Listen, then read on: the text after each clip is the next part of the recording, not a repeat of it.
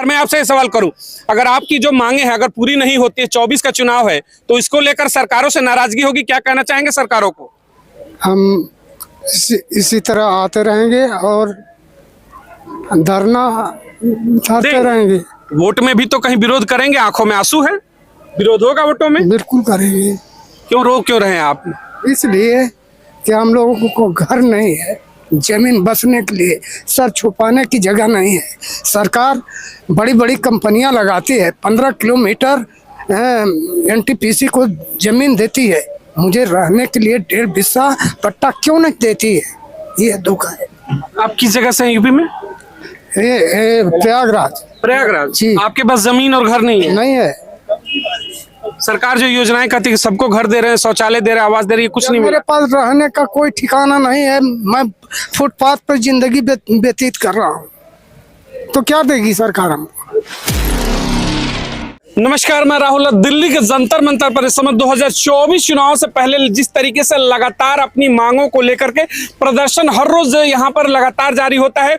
आज कोल समाज का यहां पर प्रदर्शन है। उत्तर प्रदेश से बड़ी टीम आई हुई है। कोल समाज को अनुसूचित जाति और जिस तरीके से उनको तमाम जो सुविधाएं हैं, आजादी के इतने 75 वर्ष की आजादी का अमृत महोत्सव मनाने के बावजूद भी समझिए कि अब तक इनको वो हक नहीं मिल सका।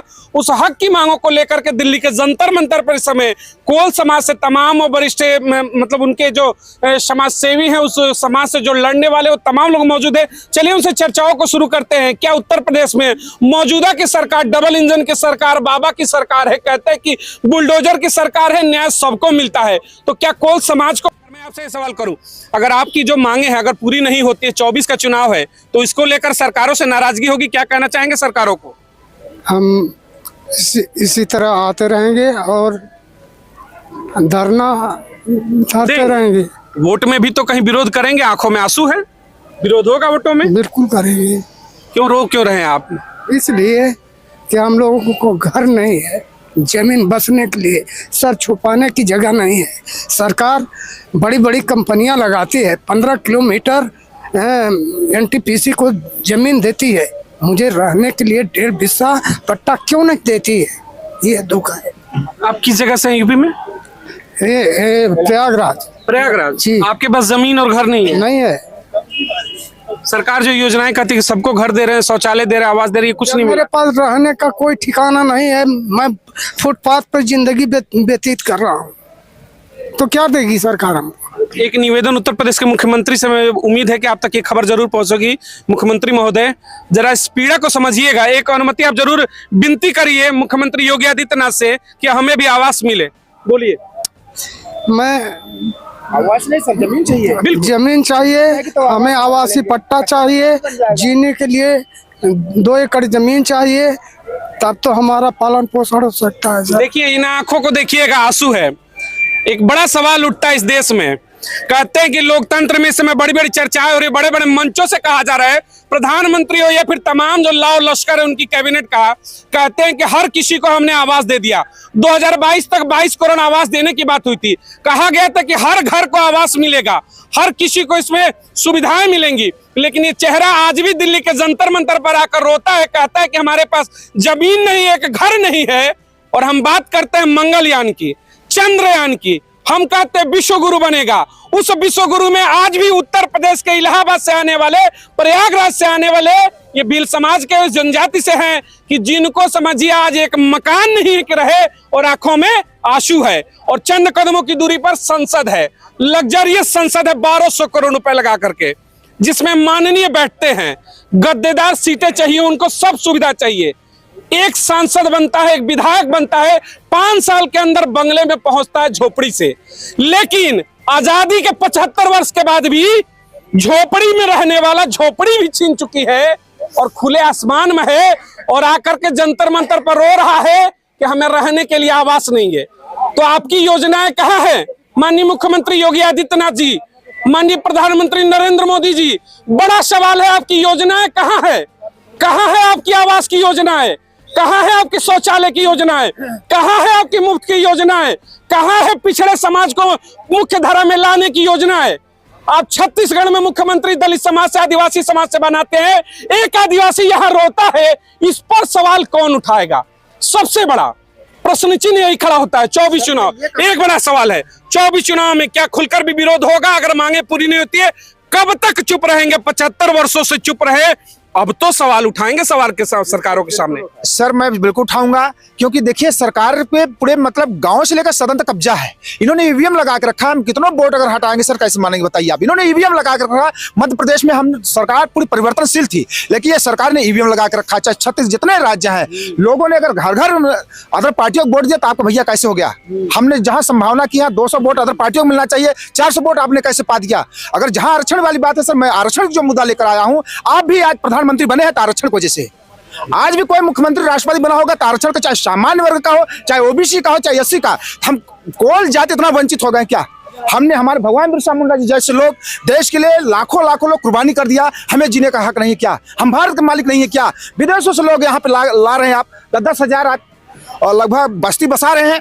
10 साल 5 साल पहले उनको आईडी बना देते, पहचान पत्र देते, उनको आरक्षण देते हैं। हम तो सदियों से यहाँ पे हैं, हमने देश के लिए खून बहाया, आजादी करा, तो क्या हमें जीने का हक नहीं है? आपने कहा बिरसा मुंडा, आप उस खानदान और समाज से आते, उस लघु को लेकर के आते। बिरसा मुंडा के इतिहास को पढ़िएगा, जिसने कभी घुटने नहीं टेके। और आपने कहा कि ईवीएम है, ईवीएम की बातें छोड़ते हैं। मैं बताता हूं क्या कर सकते हैं, सुनिएगा। हम लोग भी सनातन धर्म से सारे जुड़े हैं। कहते हैं ना कि बिना न मानत जलद जल गए बीत दिन 3, बोले राम सकोप तप भय बिन होए न प्रीत। यानी डर के बिना प्रेम पैदा नहीं होता है। समुद्र के सामने विनती करते रह गए 3 दिन तक, समुद्र ने रास्ता नहीं दिया। लेकिन जब धनुष को तान दिया कि समुद्र को ही सुखा डालेंगे, समुद्र तुरंत खड़े हो गए, कहे कि प्रभु सब आपका है, ले लो। 45 लाख हैं। मैं बताता हूं ईवीएम का क्या उपाय है। ये हाथ है, ये हाथ केवल लकड़ियां काटने के लिए नहीं होते हैं, पत्ते बीनने के लिए नहीं होते हैं। जब चुनाव में आपके दरवाजे पर सांसद आए वोट मांगने, गिरबान को पकड़िए और सवाल पूछिएगा कि हमारे समाज के लिए क्यों नहीं किया। इसके आंखों में आंसू है, कब होगा? जिस दिन कॉलर पकड़ना शुरू करोगे, इन माननीयों का मैं खुल के कह रहा हूं, आपको जो चाहे मेरे ऊपर मुकदमा दर्ज करिए, कोई फर्क नहीं पड़ता। जिस दिन देश के माननीयों का कॉलर पकड़ना शुरू कर देगी जनता, यकीन मानिए ऐसा लोग रोएंगे नहीं। सबको घर होगा, सबको शिक्षा होगी और सबको समानता होगी। कॉलर पकड़ेंगे, कब तक भी नहीं मानेंगे। धनुष चढ़ाए, सुखाते हैं सत्ता को। देखिए मीडिया बंद, मैं आपसे निवेदन करूंगा कि आज जो भी राजनीतिक पार्टियां सत्ता में बैठी हैं, जो पहुंची हैं, उनको उठाने का काम सिर्फ आदिवासी कोल समुदाय ने किया है। कोल समुदाय अगर जिसको पकड़ता है तो फेविकोल जैसे पकड़ता है, अगर जिसको छोड़ता है तो कोलगेट जैसे छोड़ भी देता है। मैं आपको 2024 के चुनाव में बताना चाहता हूँ। 24 में सवाल उठेंगे, बिल्कुल उठेंगे, मान तक पहुंचेंगे। हाँ बिल्कुल पहुंचेंगे। हम अपने हक के लिए लड़ना तो हमारी फितरत है। फितरत है, लड़ेंगे इस बार 24 में। जी जी बहुत सवाल जरूर, उठेगा नेताओं से? बिल्कुल बिल्कुल बिल्कुल राइट उठेगा। अब फिर वही दारू मिठाई साड़ी धोती पर काम नहीं चलेगा। अभी भी नहीं लिया ना किसी ने, नहीं अभी सवाल भी उठेगा। बहुत अच्छे से बिरसा उठेगा। मुंडा के संतानें हो तो खुद से जीने की क्षमता रखते हो। रखेंगे रखेंगे जी, हर हालत से रखेंगे। हाँ। समुदाय के लिए देखिए कुछ ना कुछ स्टैंड हुआ है। हमारा समाज खुद स्टैंड है, क्योंकि कृषि वैज्ञानिक देश का पहला आदिवासी ही है। बिल्कुल बिल्कुल। अगर मानव जात की कड़ी स्टार्ट होती है तो आदिवासी से स्टार्ट बिल्कुल, होती है, बिल्कुल, क्योंकि मानव सबका पूर्वज आदिवासी ही है। इस एक बात आखिरी सवाल लूंगा, वर्तमान की सरकारों से आप क्या कहना चाहेंगे? वर्तमान प्रधानमंत्री और उत्तर प्रदेश के मुख्यमंत्री के लिए एक मैसेज क्या होगा आपका? सर देखिए, माननीय प्रधानमंत्री जी से हमारा पूरे परिवार, पूरे उत्तर प्रदेश का जो है 45 लाख कोल और माननीय योगी जी ने से हाथ जोड़ के निवेदन है कि जिस प्रकार आपने सबको तार दिया, हम लोगों को भी तार दिया जाए। आपसे हमारी लड़ाई नहीं है, क्योंकि घर में लड़ाई गृह युद्ध करना अच्छी बात नहीं सर, क्योंकि हम भारत देश ऐसा देश है कि दुनिया में पूजा जाता है। यहाँ संविधान पूरी विश्व का सबसे बड़ा संविधान है। अगर हमें भी जीने का हक दिया जाए तो हो सकता है देश और कहीं बढ़ जाएगा, तब तो हम मानना चाहते हैं सर। और प्रधानमंत्री जी से निवेदन है, योगी जी से निवेदन है कि उत्तर प्रदेश में कोल जाति को जनजाति का दर्जा दिया जाए। देखिएगा सनातन की कितनी यही खूबसूरती होती है। 75 वर्ष हो गए, सर पे छत नहीं है, रो रहे हैं, आंखों में आंसू है, फिर भी एक शब्द कहा कि हम आपस में विद्रोह नहीं चाहते, हम चाहते कि देश और आगे बढ़े। तो यही एकता की जो क्षमता है और शक्ति है, इससे विश्व गुरु बनेंगे आप। लेकिन तब बनेंगे जब इनको भी मुख्य धारा में शामिल करेंगे। अगर इनको में आंखों में आंसू रहेगा, दाने दाने के लिए तरसेंगे और फिर आप सोचेंगे कि विश्व गुरु बन जाऊंगा, देश आगे बढ़ेगा, तो यकीन मानिएगा आप जहां हैं वहीं रह जाएंगे। जब तक सबको नहीं लेंगे तो आपका ही नारा है प्रधानमंत्री कि सबका साथ सबका विकास, तो यथार्थ तो होना चाहिए। जब कोल समाज को लेकर के जिस तरीके से आपने कहा कि अनुसूचित जनजाति में सम्मिलित किया जाए, आपको अधिकारों को दिया जाए, बच्चियों की शिक्षा का सवाल हो, या फिर आपने कहा कि हर जगह जिस तरीके से थाने की व्यवस्थाएं की जाए, प्रमुख मांगों को लेकर आज दिल्ली में आप सबका प्रदर्शन है।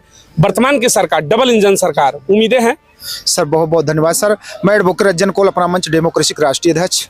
सर आज जिस तरह से हम लोग पूरे प्रदेश में लगातार पदयात्रा कर रहा हूं, ये 75 साल से देश आज़ादी हुआ है, लेकिन आज भी हम आज़ाद नहीं है सर। उत्तर प्रदेश में कोल जाति को जनजाति का दर्जा नहीं है।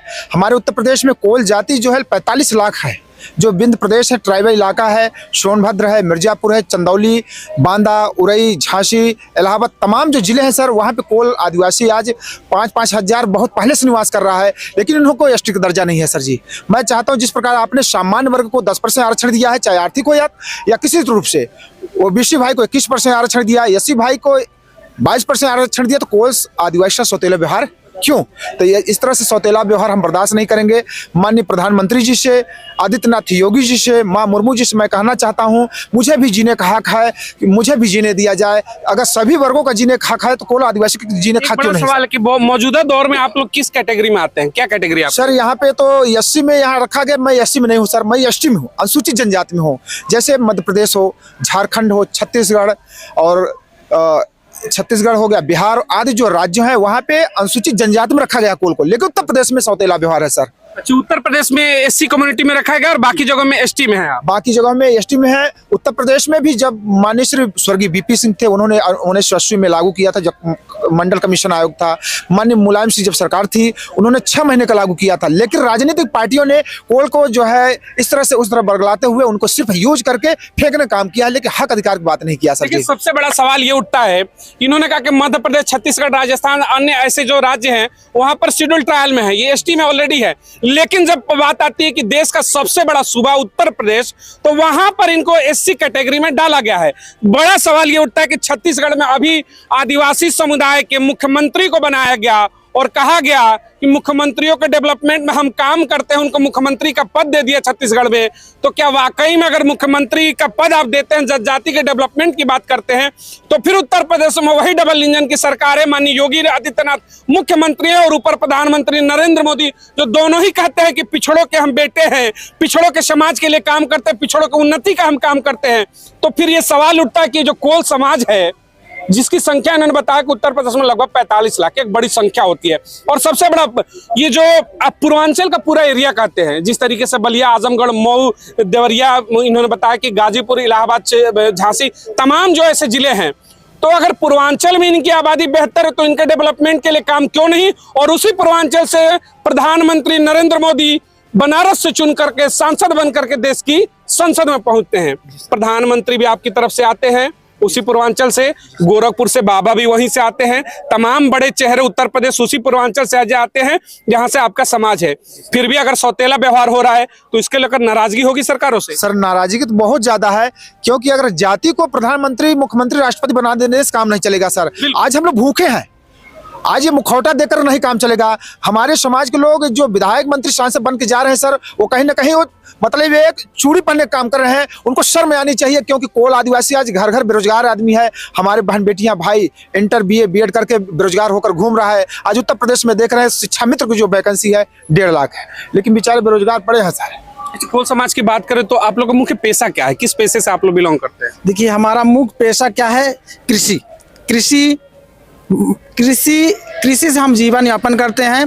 हमारे देखिए कि कृषि से और लकड़ियां काट करके, तेंदुपत्ता है, महुआ बीन करके, इसी से अपना जीविका चलाने का साधन जुटाते हैं। कृषि समाज से आते हम कहते हैं ना कि कृषि के डेवलपमेंट को लेकर के तमाम सरकार योजनाएं लाती है। ये रीढ़ की हड्डी है। इन्होंने कहा कि किस तरीके से पत्ते का जो कारोबार है, इनका लकड़ियों का कारोबार है।